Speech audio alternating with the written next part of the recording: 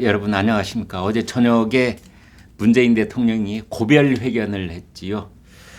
손석희 JTBC 전 앵커하고 했는데 이제 처음으로는 이런 생각이 들었습니다. 왜 손석희를 골랐을까? 지상파 방송도 있었을 테고 아니면 연합뉴스도 있었을 거고 아니면 신문사도 있었을 겁니다. 아니면 유튜버도 있을 수가 있지요. 이제 구미에 맞는 누군가를 고른다면. 그런데 아마 이제 상대편의 유명도 이런 거를 생각을 했을 테고, 그 다음에 코드가 맞는지 이런 것도 감안을 했을 겁니다. 근데 코드를 이제 맞추려고 김어준 같은 사람을 골랐으면은 너무 한쪽으로 치우치는 느낌을 주었을 테고, 한겨레 신문을 골라도 역시 고개를 갸웃하는 사람이 있었을 테고, 그렇다고 조중동 중에 하나를 고르자니 그것도 캥기고 이런저런 고민 끝에 그나마 코드가 맞으면서 전국적인 지명도가 있는 손석희 전 JTBC 앵커를 고르지 않았을까, 이런 생각이 드는데, 아무튼 그 손석희 씨하고 그 대담 내용, 그 다음에 기자 간담회 등등에서 나온 문재인 대통령의 그 마지막 간담회 마지막 회견 내용을 들으면서 참 참담한 느낌을 어쩔 수가 없습니다. 그래도 우리나라 대통령인데 미우나 고우나 아직까지도 저러한 인식에서 벗어나지 못한 채 저분이 청와대를 떠나는구나, 이런 생각이 들었습니다. 지금 한 14가지 정도에 걸쳐서 그분이 한 발언을 조목조목 한번 따져보도록 하겠습니다. 첫 번째, 윤석열 대통령 당선인에 대해서 문재인 대통령이 이런 말을 했습니다. 문재인 정부에서 검찰총장을 했던 분이 야당이 후보가 돼서 대통령이 당선된 게 결과적으로 이상한 모양새가 됐다. 윤석열은 이상한 모양새랍니다. 아니, 내가 잘못 알아들은 건가? 누가 이상한 모양이라는 것이지? 윤석열이? 아니면 나 문재인이? 말을 다소 애매하게 했기 때문에 정확하게는 모르겠습니다만, 윤석열이 이상한 모양새라는 뜻이겠죠. 그러나 따져 보면은 오늘날 윤석열을 만든 건 문재인입니다. 평범한 검사로 살아갈 수도 있었던 사람을 중앙지검장으로 발탁을 하고, 그것도 모자라서 검찰총장으로 또 한 번 초고속 승진을 시켜서 자기 오른팔로 삼았던 사람이 문재인 아닙니까? 전국적인 지명도를 가진 정치인으로 키워낸 게 문재인 아닙니까? 1등 공신 문재인, 2등 공신 조국, 3등 공신 추미애. 2, 3등 바꿔야 되나요? 또 문재인 대통령은 이제 윤석열 당선인을 검찰총장으로 임명한 배경에 대해서 이렇게 말했습니다. 당시 윤석열 검사는 윤석열 서울지검장은 아주 결기 있는 강골 검사로서 희망이 높았다. 그래서 검찰총장 후보 추천군에도 들어가 있었고 거기에 대한 기대를 가지고 검찰총장으로 임명한 것이었다. 서울지검장 시절에 이루어지고 있던 검찰개혁 단계에서 반대하지 않았기 때문에 검찰개혁이라는 면에서도 조국 장관과 협력할 수 있을 것이라 생각했다. 조국하고 서로 케미가 맞을 수도 있겠다, 이렇게 생각했답니다. 말이 됩니까? 문재인 대통령이 오판한 거죠, 결국은. 네. 강골 검사는 결코 조국 같은 사람과 케미가 맞을 수 없다는 것을 문 대통령은 몰랐던 것이지요. 감투만 씌워주면은 다 내 사람이 되고 내 입안에 든 혀처럼 굴 거라고 오해를 했던 거죠. 이제 그것에 대해서 문 대통령은 사과할 줄을 모릅니다. 국민의 고통, 국민이 받았던 고통에 대해서 사과할 줄을 모릅니다. 여기서 또 하나, 윤석열이 그 서울중앙지검장 때 검찰 개혁에 대해서 반대를 하지 않았다 이렇게 말을 했는데, 그래서 뭐 배신당했다 이런 뜻 같아요. 아니 물어는 봤습니까? 검찰 개혁에 찬성하는지 안 하는지. 안 그렇습니까? 위계 질서 속에 있는 어떤 중간쯤의 고위 공직자가 어떻게 자기 주장을 하면서 대통령과 나는 뜻이 다르다 이렇게 말할 수가 있나요? 그때는 검찰 개혁이 검수완박의 형태로 지금처럼 돼 있는 것도 아니었습니다. 다 좋은 뜻을 가진 것처럼 분식이 돼 있었던 것이죠. 그런데 문재인 대통령은 지금 윤석열 서울지검장이 검찰 개혁에 명시적으로 반대한다는 뜻을 밝히지 않았기 때문에 조국하고 잘 협력할 수 있을 것이라고 생각했다니, 참 뭐가 앞뒤로 그게 어긋나는 얘기를 하고 있는 것 같습니다. 조국 전 장관에 대해 윤석열 검찰이 강력하게 수사한 이유에 대해서 문재인 대통령은 이렇게 말합니다. 그 당시 흐름을 주도한 게 차기 대통령이기 때문에 제가 섣불리 판단하기는 어렵습니다. 검찰로서는 범죄 단서가 있으면 수사할 수밖에 없습니다. 그러나 공교로운 부분이 많아서 그게 목적이나 의도가 포함됐다고 볼 수 있는 것입니다. 이건 또 무슨 말입니까? 조국 일가족, 조국 동생, 부인, 아들, 딸, 이 사람들의 그 백화점식 비리 의혹들에 대해서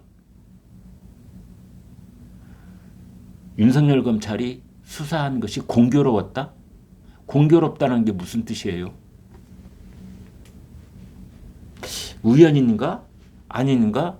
은근슬쩍 뭔가 속셈을 가지고 있는, 공교롭게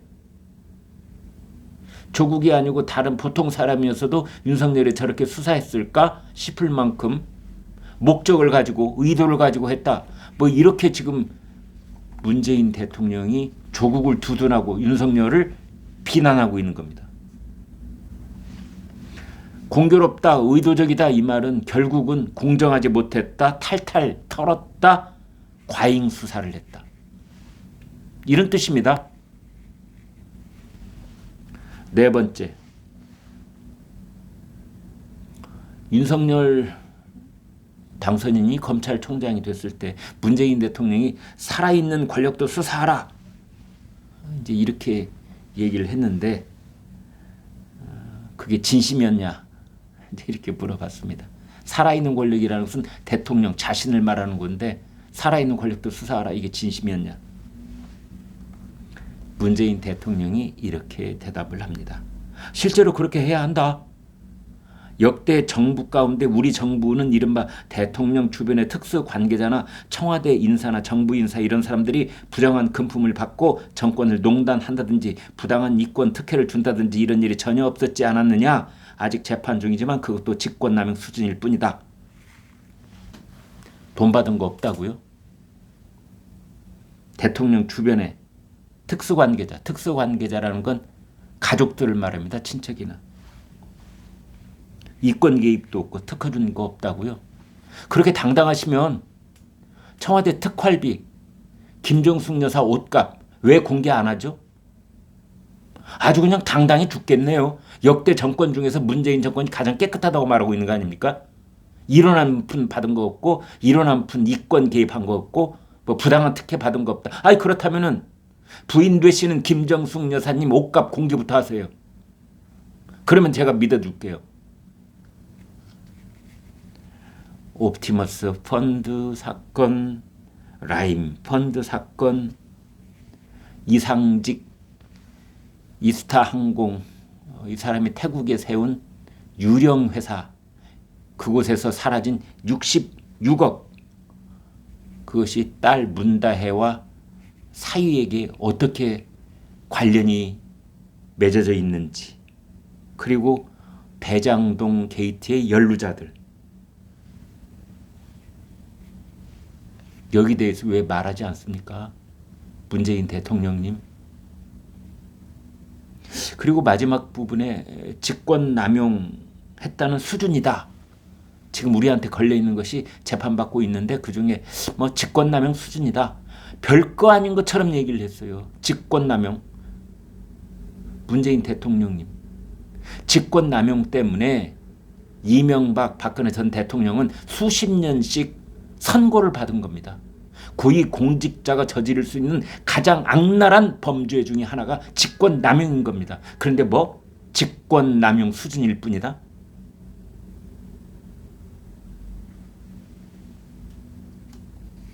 문재인 대통령도 나중에 직권남용에 의해서 수사 한번 받아봐요. 어디?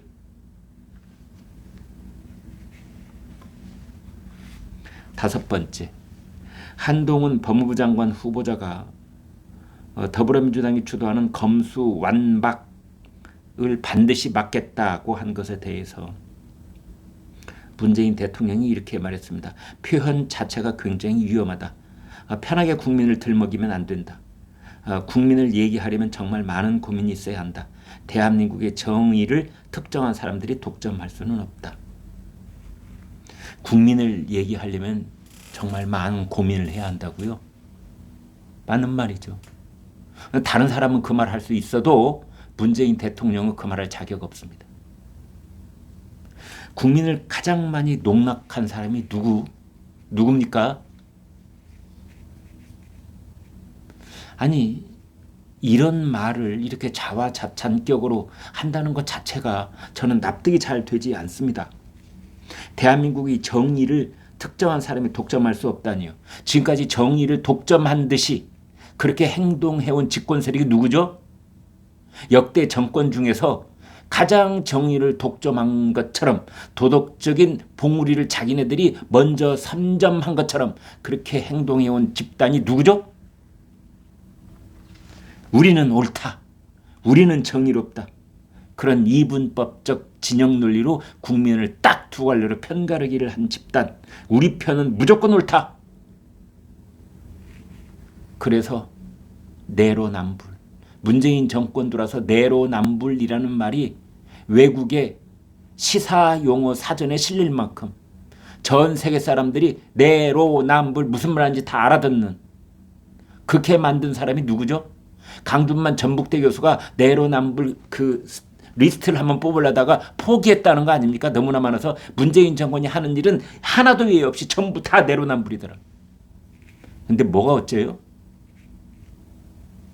대한민국의 정의를 특정한 사람이 독점하지 말라고요? 그 특정한 사람이 누군데요? 정의를 지금까지 독점해온 사람이 누군데요? 여섯 번째, 조국 전 장관과 그 가족에 대해서 문재인 대통령이 이렇게 말했습니다.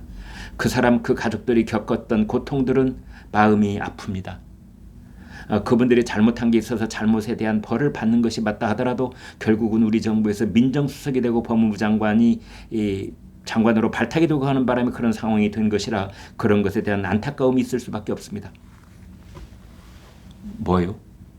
법무장관으로 발탁하는 바람에 그렇게 됐다고요? 대통령님, 그게 아니고요. 대통령님도 법을 공부한 변호사 출신이시죠? 법학 대학을 나오신 분이 맞잖아요. 사법시험에 합격했고. 범법을 한 것은 그 사람이 고위공직자 장관으로 발탁되든 안 되든 그 사람이 저지른 범죄가 있으면 그 저지른 범죄는 단죄를 받아야 되는 겁니다. 문재인 대통령은 지금 이렇게 말하고 싶은 거예요. 그대로 제가 해석을 해드리겠습니다. 조국이란 사람을 서울대 교수로 그냥 서울대 로스쿨 교수로 그냥 살아가게 놔뒀으면 지금까지 그 내 가족이 알콩달콩 행복하게 잘 살아갈 수 있었을 텐데 내가 법무장관으로 발탁하는 바람에 오늘날의 이 곤욕을 치르고 고통을 받고 있어서 내가 참 안타깝다 이런 뜻 아닙니까? 그러면은 7가지 스펙을 전부 다 허위로 만들었다는 대법원 판결이 나와 있는 조국 정경심 부부의 그 범죄들, 그거는 문재인이 법무장관으로 조국을 발탁했기 때문에 밝혀진 것, 그것이 안타깝다고요? 그냥 묻어버리고 갈 것을? 그리고 조국 그 사람 그 가족들이 겪었던 고통, 마음이 아프답니다. 마음이 아프답니다. 2년 전 신년회견에서는 그 사람에게 마음의 빚이 있다 그러더니 이번에는 마음이 아프답니다. 조국이 당한 고통을 생각하면 마음이 아프대요. 대통령님, 조국 가족 때문에 분노하고 절망하고 고통받았던 청년들, 국민들에 대해서는 어떤 마음이세요? 미안하지 않습니까? 사과해야 되지 않습니까? 왜 엉뚱한 사람 때문에 마음이 아파요? 대통령의 가슴은?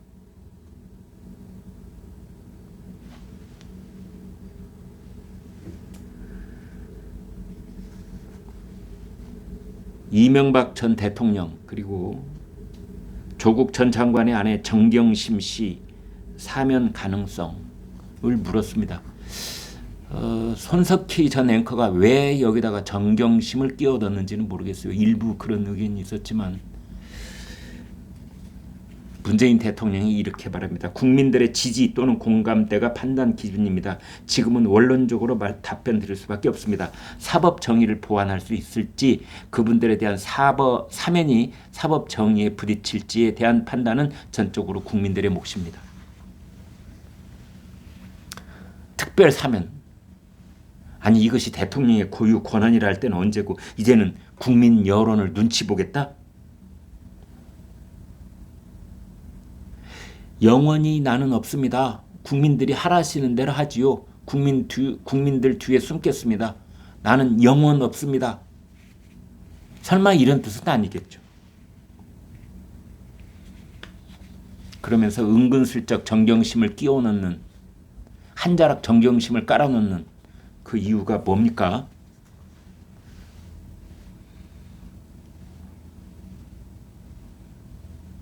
이 검수완박 국민 대다수가 반대하거든요. 국민 여론조사에 보면 검수완박에 반대하는 여론이 압도적으로 높습니다. 그런데 문재인 대통령은 왜 검수완박에 대해서 거부권 행사하겠다 말하지 않는 거죠? 그렇게 국민 여론을 중시하는 사람이 사면에 대해서는 특별 사면에 대해서는 국민 여론을 살피고 국민 여론들의 몫입니다. 사법정의 이건 국민 여론의 몫입니다. 국민들의 몫입니다. 그래놓고 왜 검수완박에 대해서는 그 말을 지키지 않는 거죠? 문재인 대통령님?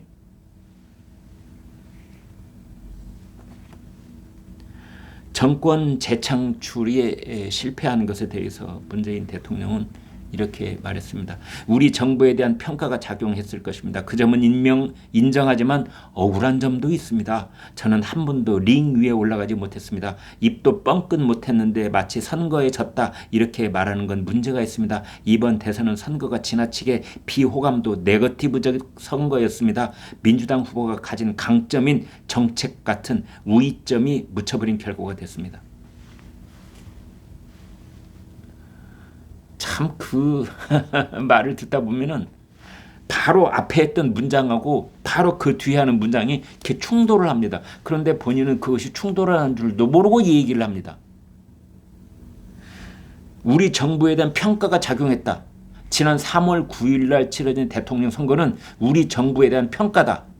지난 5년 동안 문재인 정권이 어떻게 해왔는지에 대한 평가다. 라고 해놓고 한 번도 나는 링 위에 올라가 본 적이 없다. 아니 이게 도대체 말입니까? 막걸리입니까? 지난 5년 동안 문재인 대통령은 내내 링 위에 올라서 있었고 때로는 링을 독점하고 있었습니다. 아니 그렇습니까? 링에 올라서 본 적이 없다니요. 그 다음에 뭐 비호감도 네거티브 선거였다. 이재명만 네거티브였습니까? 윤석열 당선인도 네거티브였어요. 이재명 후보만 부인 김혜경 씨에 대해서 이런저런 얘기가 나왔습니까? 윤석열 후보 부인인 김건희 여사에 대해서도 이런저런 얘기가 있었습니다. 네거티브였다니. 그래서 이재명 민주당 후보의 그 좋은 정책들은 네거티브에 묻혀버렸고 뭐 이런 식으로 얘기하고 싶어 하는 거 아닙니까? 너희들은 비호감, 우리는 합리적인 정책. 이건 역시 비호감 중에 비호감, 이렇게 말하는 건 역시 내로남불이라고 말하지 않을 수가 없습니다. 9번째, 부동산 폭등에 대해서 문재인 대통령이 이렇게 말합니다. 부동산 가격 상승은 전 세계적 현상이었다. 우리와 비슷한 수준의 나라 중에는 우리의 상승폭이 가장 작은 폭에 해당한다. 코로나 이후 풍부해진 재정 유동성 때문이다. 우리나라 부동산 상승이 대한민국의 미친 아파트 값이 비슷한 나라하고 비교하면 가장 작은 폭에 속한다라고 얘기를 했습니다. 팩트체크 제가 해봤습니다.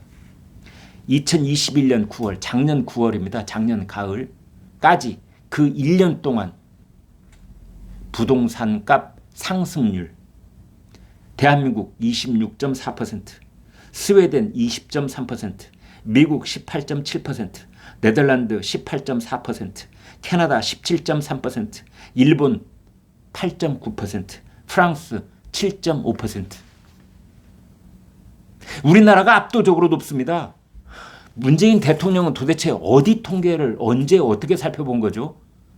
문재인 대통령한테 누가 어떤 통계를 갖다 준 거죠? 우리나라의 상승폭이 가장 작다니요. 우리와 비슷한 환경, 우리하고 인구도 비슷하고 경제적인 사이즈도 비슷한 나라들. 제가 지금 열거해 둔 나라 다 거기 들어있습니다. OECD에 해당되는 나라들. 우리나라만 26%, 나머지는 대부분 10%거나 일본하고 프랑스는 한 자리 숫자.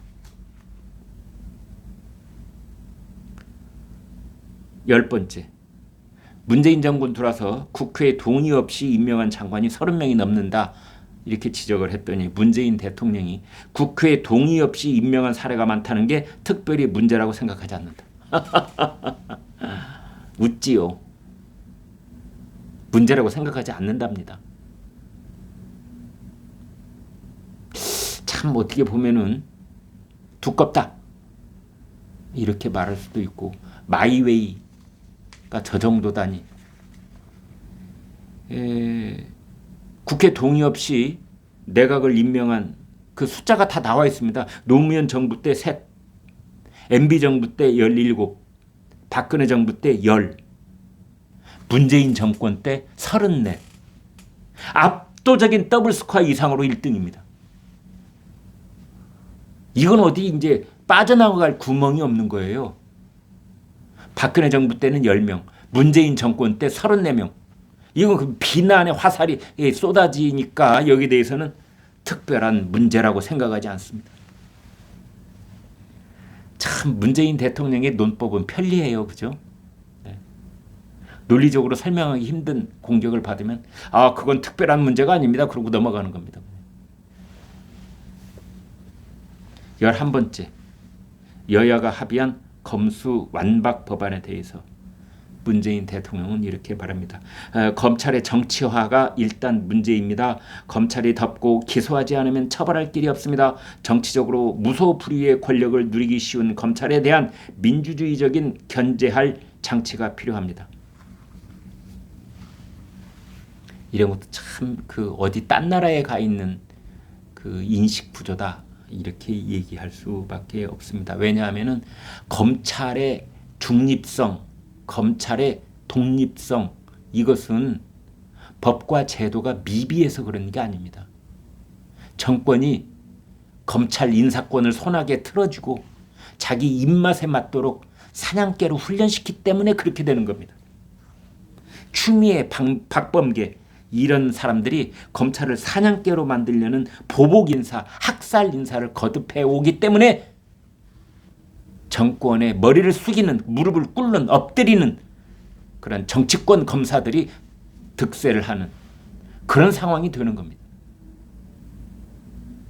대통령이, 청와대가, 법무부 장관이 검찰 인사에 최소한으로 의견을 개집하고, 아니 개입을 하지 않고 검찰총장 임기 2년 보장하듯이 그대로 놔두면 왜 이런 문제가 벌어지겠습니까? 다 대통령 잘못입니다. 10번째, 박병석 국회의장 중재로 이루어진 검수 완박 법안 그 합의안에 대해서 양당 간의 합의가 저는 잘 됐다고 생각합니다. 참 기가 막힙니다. 왜냐하면 이 말은 이제 기자 간담회에서 했는데요. 손석희 전 앵커하고 했던 1대1 인터뷰에서는 이 검수 완박에 대해서 이렇게 말했습니다. 국회 현안에 개입하는 것이기 때문에 말하지 않겠다. 거기에 대해서는 내 의견을 내는 것이 부적절하다. 이렇게 2번이나 부인을 합니다. 그런데 기자 간담회에서는 박병석 중재안이 잘 됐다고 생각한다. 어느 쪽이 진짜 문재인 대통령이에요? 어느 쪽이 가짜 아바타고? 똑같은 얼굴, 똑같은 사람, 똑같은 입으로 했는데 한쪽은 대통령이므로 국회에서 말하는 것, 국회에서 이루어지고 있는 일에 대해서 개입하면 부적절합니다. 나는 말하지 않겠습니다. 그러더니 또 다른 간담회에 와서는 그거는 박병석 중재안이 잘 됐다고 생각합니다. 어리둥절하죠. 도대체 왜 그러는 건지. 갈팡질팡하는 전형이다. 이런 생각도 듭니다. 13번째. 윤석열 당선인의 집무실 이전과 관련해서 이런 말을 했습니다. 혹시라도 청와대의 역사에 대한 어떤 부정적인 평가 때문에 뭔가 청산한다는 의미로 청와대의 시간을 끝낸다고 한다면 다분히 우리 역사를 왜곡하고 우리의 성취를 부인하는 것이다. 청와대에서 나오는 것이 그것을 뭔가를 청산한다는 의미로 한다면 우리 역사를 왜곡하는 것이다. 이렇게 얘기를 했는데 문재인 대통령님 정말 궁금합니다. 적폐청산의 장본인들, 적폐청산 캠페인의 장본인들, 적폐청산 캠페인의 원조 그게 누구죠? 적폐청산 캠페인의 달인 그게 누구죠? 문재인 대통령 본인 아니십니까? 적폐청산 이 문제에 관한 한 기네스북에 등재해도 남부럽지 않을 문재인 대통령 정권이 뭐요? 이것도 내로남불 아닙니까? 자기네들이 하는 적폐청산은 뭐 사회 정의이고 윤석열 대통령 당선인이 청와대에서 나오겠다 하는 것은 역사를 왜곡하는 겁니까? 아니 어떻게 이런 논리로 얘기를 할 수 있는 거죠? 14번째 마지막입니다. 퇴임 후에 어떤 삶을 살겠느냐 질문에 현실 정치에 관여하지 않고 특별히 주목받는 그런 삶을 살고 싶지 않습니다. 노무현 전 대통령은 하루에 한 번씩은 시골까지 찾아온 분들 고마워서 인사하는 시간을 가졌었는데 저는 그렇게는 안 할 계획입니다. 아무런 계획을 하지 말자는 것이 지금 저의 계획입니다. 아무런 계획을 하지 말자는 것이 지금 저의 계획입니다. 무슨 뭐 도통한 사람, 뭐 득도한 사람처럼 얘기하고 있는데요. 참 무책임한 발언이다라고 말할 수밖에 없습니다. 잊혀진 대통령이 되고 싶다. 주목받는 그런 삶을 살고 싶지 않다. 참 무책임합니다. 지난 5년 동안 문재인 정권이 저질러 놓은 폐악에 대해서 죽는 날까지 정치적으로 무한 책임을 져야 될 사람. 그게 바로 납니다. 이렇게 말을 해도 시원찮을 텐데 정치에 관여하지 않고 주목받고 싶지 않다. 누구 맘대로 이런 생각이 드는 겁니다. 지난 5년 동안 어떤 과오가 있다면 대통령이라는 자리는 전직 대통령은 지난 5년 동안 자기 집권기에 벌어진 정치적 과오에 대해서 또는 법률적 과오에 대해서 무한 책임을 지겠다고 말하면서 떠나야 되는 겁니다. 우리나라 한 해 예산은 600조쯤 됩니다. 600조를 5년 동안 한 해 600조를 5년 동안 썼으면 5, 6, 30, 3천조 원입니다. 문재인 대통령은 국민 혈세 3천조 원을 쓰고 이제 물러나는 사람인데 뭐요? 자기를 잊어달라고요?